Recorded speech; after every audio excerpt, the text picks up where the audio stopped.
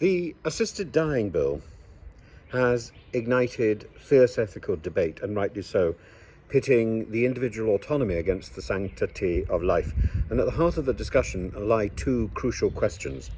First, should doctors be able to opt out of involvement in the assisted dying process without moral or legal consequence? And second, is it sufficient for only two doctors to be involved in determining the eligibility for such an irreversible decision? The bill, as currently framed, allows medical professionals to recuse themselves from participation in assisted dying on grounds of personal belief. But is this akin to simply looking the other way? The fundamental duty of a doctor is to do no harm, yet harm is a subjective concept when weighed against the patient's suffering and the desire to control their own death. Doctors already have the right to conscientiously object in other areas such as abortion. However, with assisted dying, the stakes feel even higher. Unlike abortion, which terminates potential life, assisted dying terminates the individual who is very much alive, albeit suffering. And can a doctor, having sworn an oath to care for patients, simply step aside when the patient asks or seeks the ultimate form of relief? Dr. Andrew Green of the BMA suggests that a separation between routine medical care and assisted dying is necessary to ensure that doctors do not feel morally coerced into participation. But if opting out becomes commonplace, will it create a bottleneck where patients struggle to find doctors willing to help them?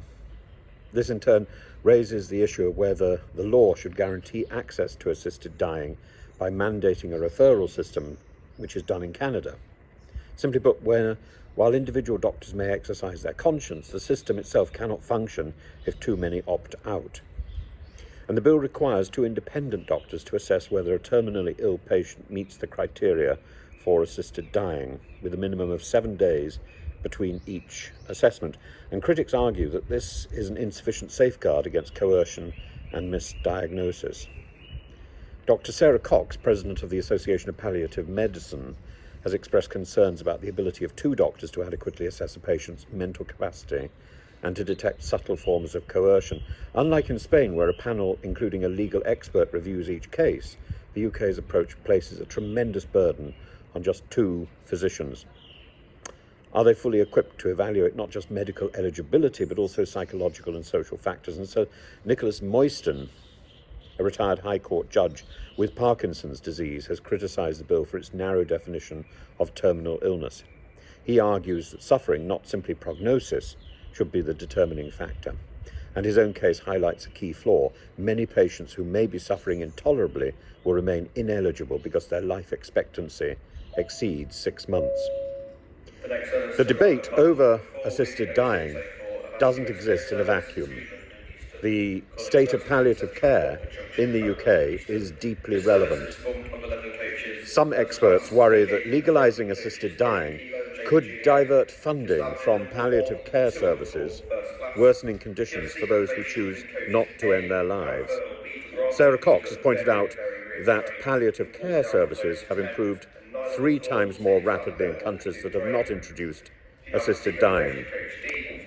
If patients seek assisted dying because they lack adequate palliative care, then the issue is not choice but necessity, hardly the basis of an ethical legislation. The bill also requires High Court judges to oversee assisted dying applications. Moyston warns that the family division simply doesn't have the capacity to handle this caseload. The proposal, mirroring the Spanish model, suggests a specialised panel comprising a doctor and a lawyer to ensure legal compliance without overwhelming the judiciary.